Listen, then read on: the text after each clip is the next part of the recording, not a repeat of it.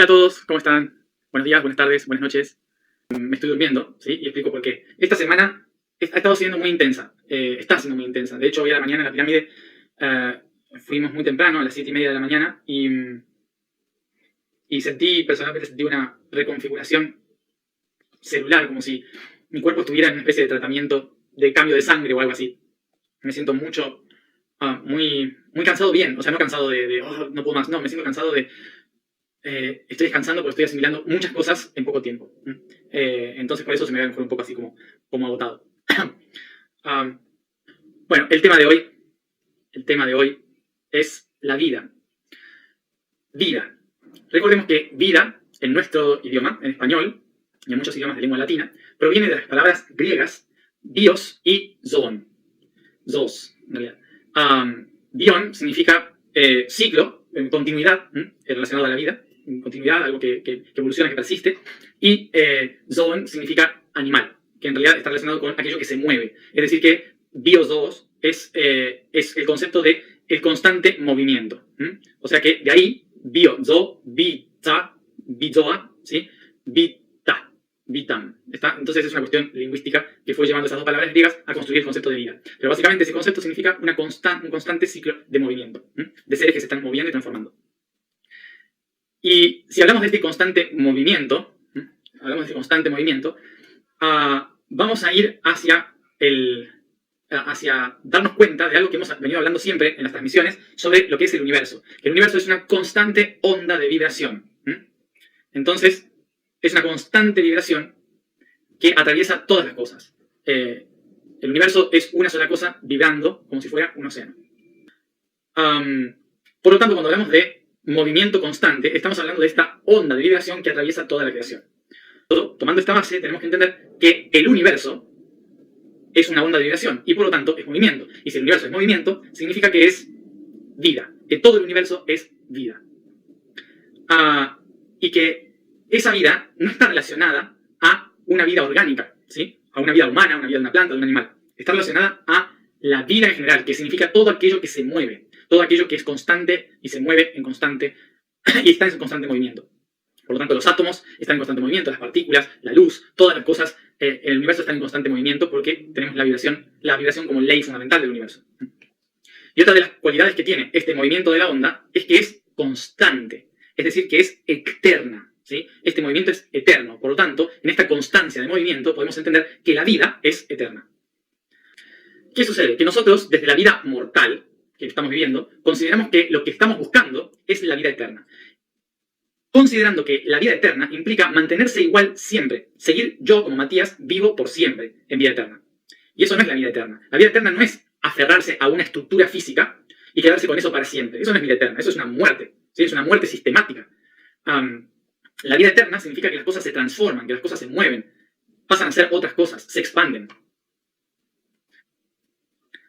O sea que la vida eterna, en realidad, la conseguimos solo cuando reconocemos de que esto que tenemos acá, este cuerpo y esta conciencia, es solo un pequeño aspecto consciente, autorreferenciado, dentro de una gigantesca creación.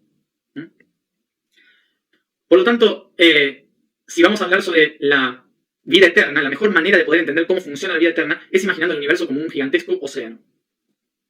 Entonces, imaginemos que el universo es ese océano. Y cada pequeña ola del océano es un momento de conciencia. Cada pequeña ola es un momento de conciencia de sí mismo. Entonces, cuántos momentos de conciencia va a tener sobre sí mismo? Es decir, el océano es subconsciente, ¿sí? Recuerden lo que hablamos una vez, el océano es el subconsciente. Las corrientes cálidas y frías del océano es el inconsciente. Y el consciente son los pequeñitos momentos que están por encima, en la superficie. Entonces, estos pequeños momentos son miles de momentos de conciencia de sí mismo que cubren toda la superficie. Entonces, en este movimiento, fíjense cuántas olas, es decir, cuántos momentos de autorreferencia hay en la superficie del océano. Es imposible contarlo, ¿no? ¿Y por qué son infinitas esas olas? Porque constantemente desaparecen y vuelven a surgir, desaparecen y vuelven a surgir. Ahora, vamos a conceptualmente separar cada una de esas olas, como si pudiéramos agarrar una ola por separado. ¿Sí? Entonces, esa ola surge en un momento desde la inconsciencia y va tomando conciencia de sí mismo. Toma plena conciencia de sí mismo y ahí empieza a volver, llevando esa información hacia el subconsciente y el inconsciente de nuevo, para volver a surgir en otro nivel. A este momento en que lo reconocemos como un momento de conciencia, es lo que llamamos una vida, ¿sí? Lo que llamamos una vida como concepto, ¿sí? Es como decir, una vida, muero, otra vida, muero, otra vida, muero, ¿sí? Pero en realidad, eso es como nosotros llamamos a una vida, ¿sí? Nosotros llamamos una vida y morimos, otra vida y morimos, otra vida y morimos. Nosotros tomamos ese concepto, pero en realidad el océano es la vida, ¿sí? Todo el océano es la vida. Y por lo tanto, ¿qué son esas crestas que llamamos vidas? En realidad son simplemente momentos de autorreferencia de la vida. Son momentos en que la vida se reconoce a sí misma.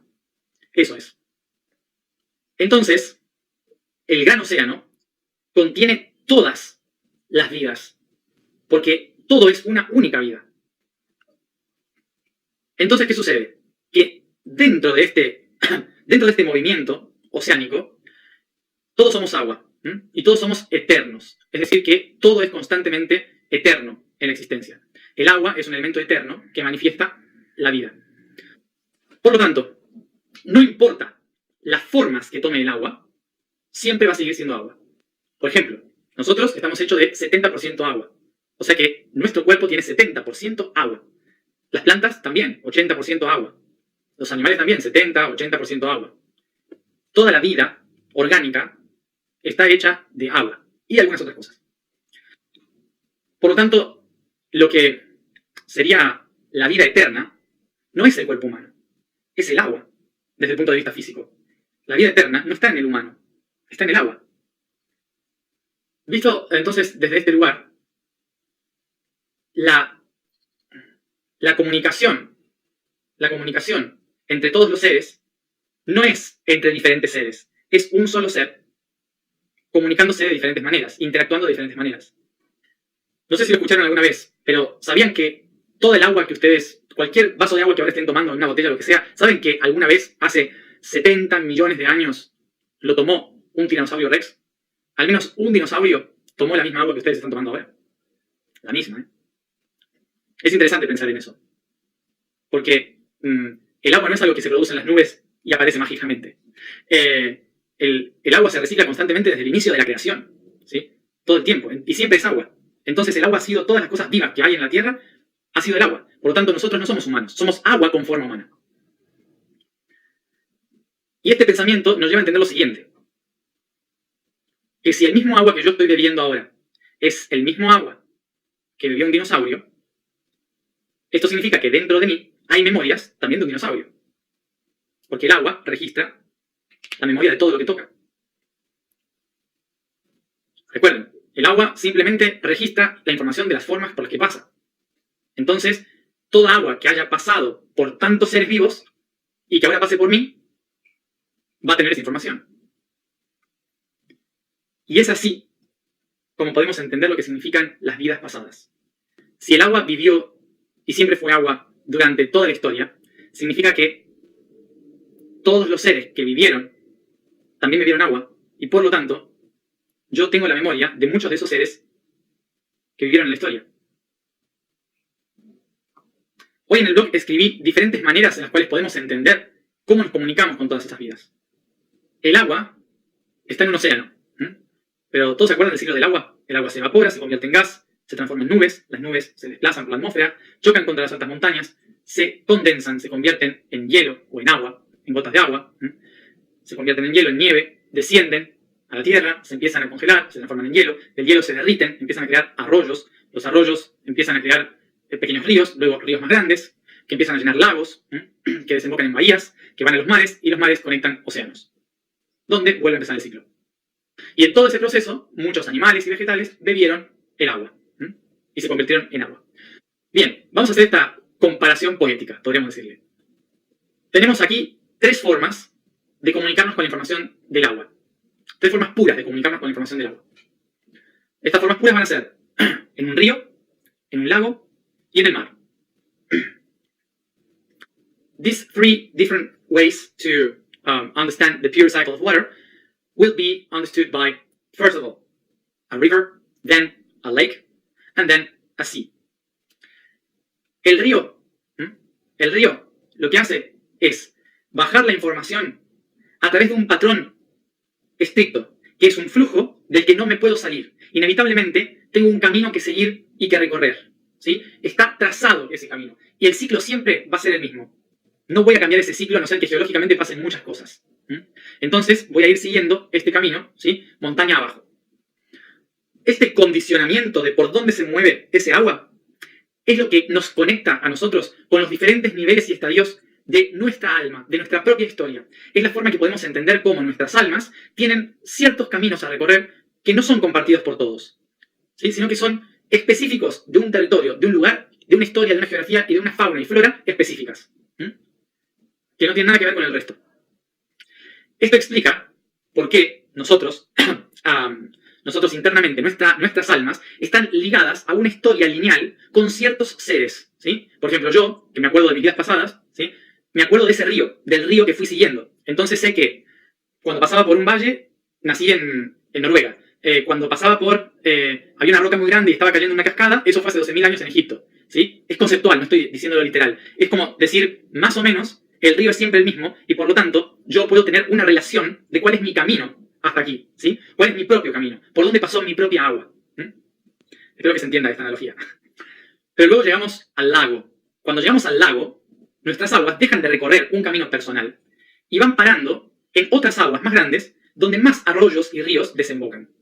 Y esto es lo que llamamos la genética. Este lago, ¿sí? Este lago es donde diferentes almas de diferentes caminos se unifican para crear una sola entidad que vamos a llamar lago o laguna. O sea que a partir de ese momento, diferentes seres forman parte de un único clan álmico, en el cual todos somos un único ser, y se llama el árbol genealógico. ¿Esto qué es? Que todos los seres que formamos parte del árbol genealógico, desde el primer momento de la genética hasta el día de hoy, somos un único ser, que vamos a llamar un lago, ¿sí? Donde nuestra información converge y se unifica. Y luego, de este lago, hay algunos de esos ríos que se acuerdan que tienen que seguir transformándose, que no pueden quedarse estancados en el lago. Entonces, el lago vuelve a desembocar en un nuevo río, ¿sí? Y ese nuevo río va hacia el mar. Es decir, alguien de la familia se da cuenta de que no puede seguir sosteniendo la información del clan de la familia, que tiene que trascender la familia, que tiene que trascender el árbol de la familia y llevar la información de la familia, pero hacia la evolución, pasarlo hacia adelante, no quedarse siempre estancado, sino llevar toda la información hacia un nuevo lugar. Entonces vuelve a comenzar un nuevo río de crecimiento personal hacia el mar. Y cuando llega al océano, al mar, de repente se encuentra con algo impresionante. Se encuentra con que todos los ríos y todos los lagos están conectados de nuevo. Y entonces es cuando se dan cuenta de que no solo vive sus propias vidas pasadas, de que no solo vive como una parte de ese gran árbol de la vida familiar, sino que encima es parte de toda la vida que existe en toda la creación, de cualquier planeta, de cualquier cometa que anda dando vueltas por el espacio. Todo lo que es vida en el universo está conectado a mí. Y por lo tanto puedo recordar la vida cósmica. Puedo sentirme, otra vez, todo. Por lo tanto, espero que hoy podamos entender que no existe una vida, vidas pasadas, vidas paralelas, vida ancestral, sino que todo es una sola vida expresándose y manifestándose en diferentes formas. Por esto, los maestros nos recordaban: yo soy la vida. Porque no puedo decir, esta es mi vida, porque no es mi vida. No puedo decir, aquella fue mi vida pasada, porque en realidad son solo aspectos de la vida. Entonces solo puedo decir, yo soy la vida. Vamos entonces a la explicación del día de hoy. La vibración del día es Vu. La afirmación es, yo soy el legado de mis ancestros. El código del día es el cian, el color cian. Elevando la vibración de la longitud de onda, vemos el hermoso color del cielo, del cual su color celeste no es más que la luz solar descomponiéndose al rebotar en una onda corta y veloz en los gases de la atmósfera, como el oxígeno, nitrógeno y argón. Esto es lo que ha dotado nuestro subconsciente con la idea de que lo divino posee el color celestial. Esto acaba de matar toda ilusión de lo que es celestial. Es como matar toda ilusión de ver el color celeste del cielo.